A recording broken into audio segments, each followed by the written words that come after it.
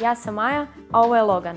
Danas ćemo vam pomoći izabrati najbolji WC za vašu mačku i naučiti ju kako da se s njim redovito koristi. Mačke instinktivno zakapaju mjesto na kojem su obavili nuždu, želeći prikriti svoje tragove. Mačići već s 3 tjedna starosti počinju zakapati svoj izmet, imitirajući svoju majku. Imajući to na umu, ne biste trebali imati previše problema naučiti mačku da koristi WC, međutim mačke često imaju drugačije mišljenje. Mace koje borave u našem kućanstvu, a pogotovo one koje ne izlaze van, moraju imati mjesto gdje će vršiti nuždu. Za tu svrhu koristimo mačji WC u kojeg stavljamo mačji pijesak. Najčešće mačka momentalno prihvati WC koji ste joj namijenili i instinktivno obavlja nuždu u njega. Međutim, može se dogoditi da mačka ne prihvati WC i obavi nuždu van WC-a. Postoji nekoliko mogućih razloga za to.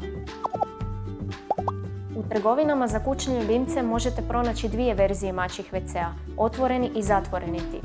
Otvoreni je plastična posuda bez poklopca, dok zatvoreni ima i poklopac s otvorom da maca može ući u njega. Neke mačke preferiraju otvoreni WC i vole imati puno prostora dok obavljaju nuždu, dok druge više vole zatvoreni tip WC-a i privatnost i da budu skrivene od potencijalnih pogleda. Bitno je prepoznati i poštivati mačji odabir WC-a i time izbjeći nered sa strane. Razlog za nekorištenje WC-a može biti i vrsta pijeska koju ste odabrali za svoju macu. Neke mace će više voljeti krupniji, a neke sitniji pijesak. Nekima neće smetati miris koji ispušta pijesak, dok će neke taj miris odbijati i obavljati će nuždu isključivo u onom koji nema miris. Smještaj samog WC-a također može odigrati ulogu u tome hoće li maca vršiti nuždu u njemu. Ako se WC nalazi pored zdjelice s vodom, hranom ili je na mjestu gdje često prolazite, maca može odbiti vršiti nuždu u njemu.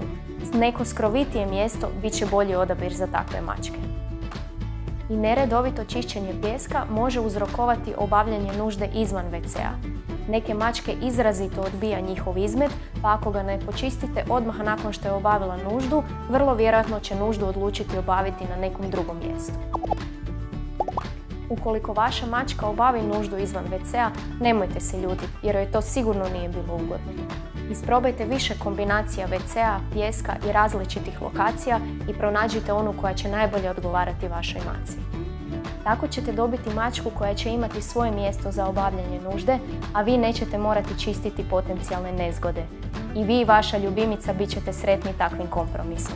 Do sljedećeg puta, pazite sebe i svoje ljubimce. Pozdrav!